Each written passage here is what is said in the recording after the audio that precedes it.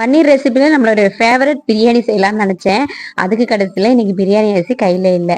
சரி, சாப்பாட்டு அரிசியே வடிச்சிட்டு நம்ம பன்னீர் ரைஸ் செஞ்சிடலாம்னா அதுதான் செஞ்சுட்டு இருந்தேன். ஃபர்ஸ்ட் பன்னீரை குட்டி குட்டியாக கட் பண்ணி தோசைக்கல்ல 2 பக்கமும் ரோஸ்ட் பண்ணி எடுத்துக்கிட்டேன். இதுக்கு ஃபர்ஸ்ட் எண்ணெய் சேர்த்துட்டு நல்லா நீட்டாக கட் பண்ண வெங்காயம் சேர்த்து கூட இஞ்சி பூண்டு பேஸ்ட்டு சேர்த்து கொஞ்சம் நேரம் அப்படியே வதக்குனா போதும். ரொம்ப நேரம் வதங்கணும்னு தேவையில்லை. கூடயே இந்த ரைஸுக்கு மல்லித்தூள், சில்லி பவுட்ரு, கொஞ்சமாக சிக்கன் மசாலா, பெப்பர் தூள், மஞ்சள் தூள், இது 5மே சேர்த்து கொஞ்ச நேரம் அப்படியே மசாலா வாட போற அளவுக்கு வதக்கிட்டு இந்த ரைஸுக்கு தேவையான காய்கறிகள் சேர்த்துக்கலாம்.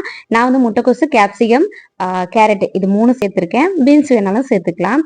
எல்லாத்தையும் சேர்த்து இதுக்கு கொஞ்சமா உப்பு சேர்த்து கொஞ்ச நேரம் வதக்கணும். காய்கறிலாம் ரொம்ப வெந்துடக்கூடாது. லைட்டா வதக்கி விட்டுட்டு இதுக்கு நான் வந்து சாதம் வடிச்சு வச்சிருந்தேன், அதையும் சேர்த்து அப்புறம் நம்ம பொரிச்ச பன்னீர், அப்புறம் இதுக்கு முக்கியமா கொத்தமல்லி தேவை, இதெல்லாம் சேர்த்து கொஞ்ச நேரம் அப்படியே கலரணும். அடுப்பு ரொம்ப தீ அதிகமா வச்சிடக்கூடாது. சாதத்தை சேர்த்ததுக்கு அப்புறம் ரொம்ப நேரம் அடுப்பு வந்து கிண்டிட்டே இருந்தோம்னா சாதம் வந்து ஒரு மாதிரி ரொம்ப வெந்த மாதிரி ஆயிடும். கொஞ்ச நேரம் அப்படியே கலரி விட்டுட்டு அதோட விட்டுறணும். இந்த ரைஸ் சூப்பரா இருக்கும். நான் இது ஏற்கனவே ஷேர் பண்ணிருக்கேன்னா என்னன்னு தெரியல, கண்டிப்பா ட்ரை பண்ணி பாருங்க. பிரியாணி வச்சுட்டு இருக்கிறதுக்கு இது கொஞ்சம் ஈஸியா தான் இருந்துச்சு. இந்த பன்னீர் ரைஸ்ல நான் எந்த சாஸுமே சேர்க்கல, தேவைப்பட்டா சேர்த்துக்கலாம்.